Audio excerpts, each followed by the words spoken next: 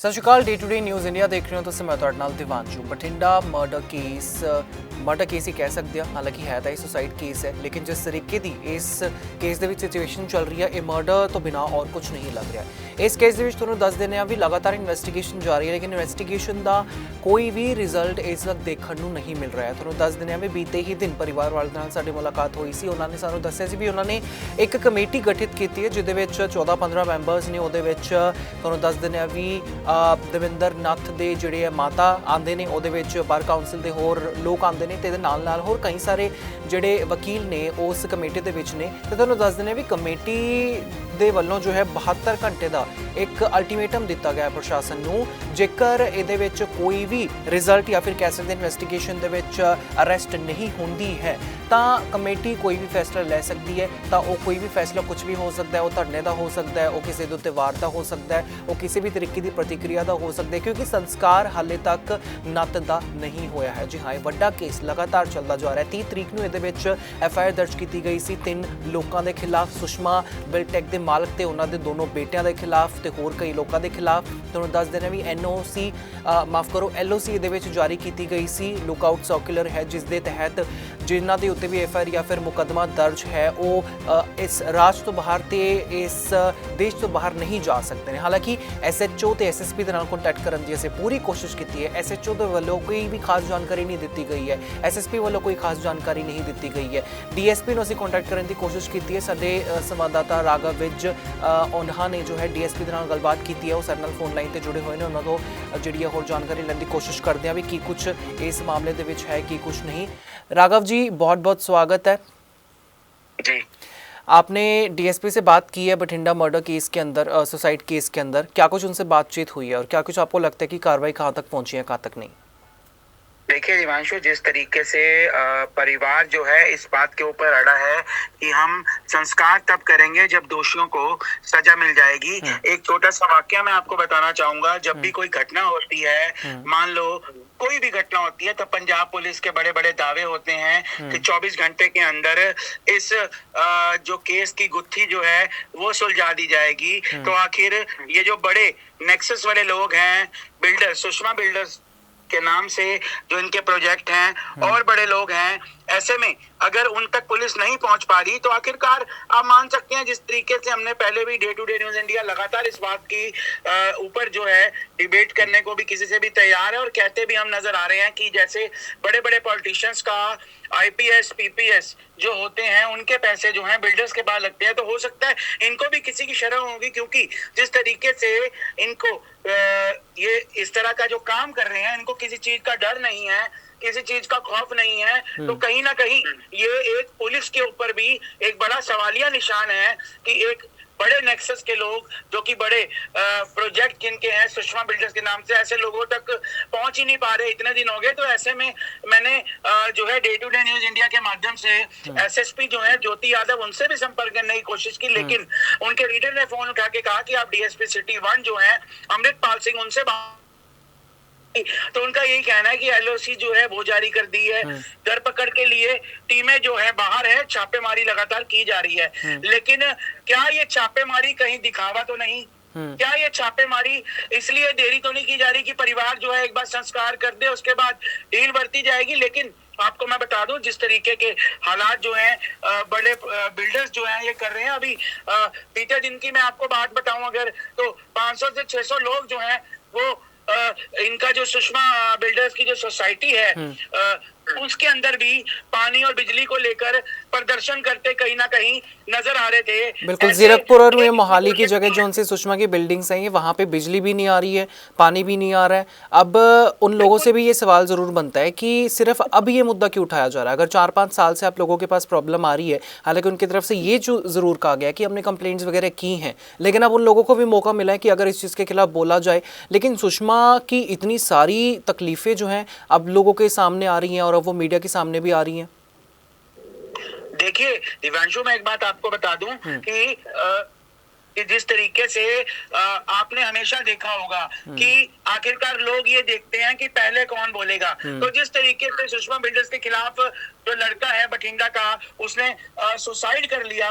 Suicide करने के बाद जिस तरीके से लोगों के सामने हमने भी न्यूज के माध्यम से उन्हें कहा कि यदि कोई और भी इस ऐसी ठगी का शिकार हो तो वो हमारे चैनल से संपर्क करे। तो एक कहीं ना कहीं ऐसे अन्य निवेशक आपने देखा कि 1500 से ज्यादा निवेशक जो हैं, हालांकि सुषमा बिल्डर्स के अकाउंट फ्रीज किए गए, बाद में उसे डीफ्रीज किया गया, साथ में शर्त रखी गई हाईकोर्ट, पंजाब हरियाणा हाईकोर्ट द्वारा कि 4 महीने के अंदर इस रकम को लौटाओ। अब वो रकम को लौटाते हैं नहीं लौटाते ये तो बात की बात है, लेकिन ऐसे बड़े बिल्डर्स के ऊपर सरकारों को जो है नकेल कसने की बहुत ज्यादा जरूरत है, क्योंकि सभी एक जैसे नहीं होते। कुछ चंद अच्छे बिल्डर्स भी हैं जो लोगों को निवेश के नाम पर अगर उनके पैसे जो है इन्वेस्ट कराते हैं तो समय पर उनको कीमत भी देते हैं और समय पर पोजेशन भी देते हैं। लेकिन इस तरह के जो बिल्डर, लगभग सारे ही बिल्डर, अगर आप बातें 98% बिल्डर ऐसे हैं जो मोटी निवेश के नाम पर उन्हें अपना शिकार बनाते हैं। बाद में या तो उनके चेक बाउंस होते हैं या कोई और अन्य साथी जो है अपनी जीवन लीला समाप्त करने की कहानी ये जो है जरूर सामने आती है। लेकिन एक बार मैं फिर आपको इस बात को कहूंगा, इस बार पर मैं जोर इसलिए दे रहा हूं कि पंजाब, जीरकपुर, मोहाली या बड़े बड़े बिल्डर्स जो इस तरह के कारनामे कर रहे हैं उनके अकेले उनका कसूर नहीं है। साथ ही साथ वो भ्रष्ट नेता जिनके पैसे उन बिल्डिंग्स में लग रहे हैं, उन प्रोजेक्ट्स में लग रहे हैं, वो भ्रष्ट अधिकारी, चाहे वो आईपीएस हो, पीपीएस हो, उनको महंगे लाभ दिए जाते हैं, मोटे मोटे गिफ्ट, यहाँ तक कि हमारी तो सुनने में ये भी आया है कि कई अधिकारियों को गाड़ियां तक दे दी जाती हैं। ऐसे में उनको संरक्षण होता है। जब तो वो मोटे ब्याज उनको देते हैं इन्वेस्टमेंट के नाम पे, जब वो ब्याज देने बंद कर देते हैं तो बड़ी बड़ी कंपनियां जिनकी बड़ी बड़ी मशहूरियां होती हैं, लोग कहते हैं कि हाँ यहाँ इन्वेस्ट करें, अपने रिश्तेदारों की भी इन्वेस्टमेंट कराते हैं, तो कहीं ना कहीं फिर उनके ऊपर भी मुकदमे दर्ज होने शुरू हो जाते हैं। मैं खुद अंबाला से बिलोंग करता हूं, आपको अंबाला की मैं जानकारी देना चाहूंगा। हालांकि लोग जो है कैमरे के आगे आने से डरते भी हैं। ये जो नेक्सल्स है बिल्डिंग वाला, लोग डरते भी हैं। अंबाला के कई लोगों ने सुषमा के अंदर अपनी इन्वेस्टमेंट कर रखी है और इससे पहले जो जीबीपी बिल्डर्स भाग गए हैं उनकी भी कड़ियां कहीं ना कहीं अंबाला से जरूर जुड़ी हुई है। डे टू डे इंडिया लगातार इसकी पड़ताल कर रहा है। जिस दिन हमारे हाथ कुछ लगेगा तो हम उन अधिकारियों का नाम, उन भ्रष्ट पॉलिटिशियंस का नाम, उन भ्रष्ट नेताओं का नाम जिन्होंने, बिल्कुल, ये जो उनसे बिल्डर्स हैं या ये बड़ी बड़ी कंपनियां हैं वो सिर्फ पंजाब तक सीमित नहीं है, बल्कि कई और इलाकों में भी जो हैं इनकी जड़ें बिल्कुल गई हुई हैं। लेकिन सबसे बड़ा सवाल तो यहाँ पे ये उठता है कि जब ये लोगों को पैसा लेते हैं तो इनके दिमाग में आखिरकार ऐसी क्या चीज़ चलती है कि इनको किसी चीज़ का डर नहीं है कि आगे आने वाले समय में ये फंस सकते हैं, या फिर ऐसा इनके साथ नेताओं के साथ कनेक्शन है, ऐसा इनका आईपीएस या फिर और अफसरों के साथ कनेक्शन है कि इनका डर बिल्कुल ही खत्म हो चुका है। दिव्यांशु, अगर हम इसे सिंपल भाषा में अगर कहें तो डर तो तब होगा ना, चोर भी हम, पुलिस भी हम, वकील भी हम, अदालत भी हम, बिल्कुल, जब भ्रष्ट अधिकारियों के पैसे लगे होंगे, आईपीएस, पीपीएस, बड़े बड़े अधिकारी, मंत्री, संतरी, मैं ये नहीं किसी पार्टी का नाम नहीं ले रहा, भ्रष्ट मंत्रियों का नाम ले रहा हूँ, या पूर्व मंत्री भी हो सकते हैं, पूर्व विधायक भी, ऐसे लोगों का पैसा लगेगा। अब दिव्यांशु मैं हूँ, मैं आपको कहूँ कि आप ये काम कर दो, आपके पीछे मैं बैठा हूँ, तो आपके हौसले बुलंद होंगे कि यार ये भी मेरा पार्टनर है, ये भी, इसने भी पैसे इन्वेस्ट किए हैं, मैं अकेला नहीं मरूंगा, ये खुद मरने से बचने के लिए मुझे भी बचाएगा। लेकिन सरकार को हम आग्रह करना चाहते हैं, डीजीपी पंजाब को हम आग्रह करना चाहते हैं, पंजाब स्टेट विजिलेंस को आग्रह करना चाहते हैं कि इसके ऊपर नकेल कसना बहुत जरूरी है। हालांकि सेंटर की बात करें तो सेंट्रल गवर्नमेंट के पास कई अधिकारी और कई भ्रष्ट जो बड़े बड़े अधिकारी हैं उनकी एक पूरी पुलिंदा फाइल लिस्ट जो है वो तैयार है, नाम चिन्हित है। लेकिन अब इलेक्शन आ रहे हैं तो जरूर इन्हें चिन्हित किया जाएगा, क्योंकि इलेक्शन के अंदर अपनी पार्टी बीजेपी को फायदा पहुंचाने के लिए भी इनको जो है, इनकी नकेल जो है वो जरूर कसी जाएगी। दिव्यांशु, बिल्कुल राघव, बहुत बहुत धन्यवाद तमाम जानकारी के लिए, हमारे साथ बातचीत करने के लिए। इस केस ਦੇ ਵਿੱਚ लगातार इन्वेस्टिगेशन चल रही है, लेकिन इन्वेस्टिगेशन किਤੇ भी दिख नहीं रही है कि इन्वेस्टिगेशन ਪਰਦੇ ਤੇ पीछे की जा रही है। सवाल बहुत सारे इस वक्त लोगों के मन में उठ रहे हैं, परिवारों के मन में उठ रहे हैं। कमेटी इस वक्त गठित की गई है, 72 घंटे का टाइम कमेटी के वालों दिता गया है। डीएसपी के कोल इस केस का जोड़ा चार्ज इस वक्त है। साडे संवाददाता ने डीएसपी के नाल गलबात की, उन्होंने वालों साफ तौर पर कहा गया है भी इन्वेस्टिगेशन लगातार जारी है। ਲੇਕਿਨ ਸਵਾਲ ਲਗਾਤਾਰ ਉੱਠ ਰਹੇ ਨੇ ਤੇ ਹੁਣ ਇਹ ਵੇਖਣਾ ਹੋਵੇਗਾ ਆਉਣ ਵਾਲੇ ਸਮਾਂ ਦੇ ਵਿੱਚ ਕੀ ਕੁਝ ਇਸ ਕੇਸ ਦੇ ਨਾਲ ਜਿਹੜੀ ਜੜ੍ਹਾਂ ਨੇ ਉਹ ਸਾਹਮਣੇ ਨਿਕਲ ਕੇ ਆਉਂਦੀਆਂ ਨੇ। ਅਰੈਸਟ ਕਿੰਨੇ ਕੁ ਦਿਨਾਂ ਦੇ ਵਿੱਚ ਹੁੰਦਾ, ਕਿੰਨੇ ਕੁ ਦਿਨਾਂ ਦੇ ਵਿੱਚ ਨਹੀਂ।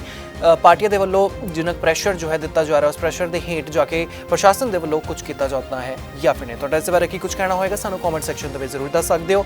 मेरी प्रॉपर्टी टिल पोजेशन तक बिकी नहीं, पर मैंने अपना हौसला नहीं छोड़ा कि नहीं कोई बात नहीं, बना के बेचेंगे, पोजेशन दे के बेचेंगे, कोई दिक्कत नहीं है। उसने अपनी प्रॉपर्टी फर्स्ट डे बेच दी सारी, फर्स्ट डे। आप ये देखो 1 करोड़ की प्रॉपर्टी को 4 करोड़ में बेची है 4 टाइम में, बट अल्टीमेटली फिर भी उसको लॉस हुआ।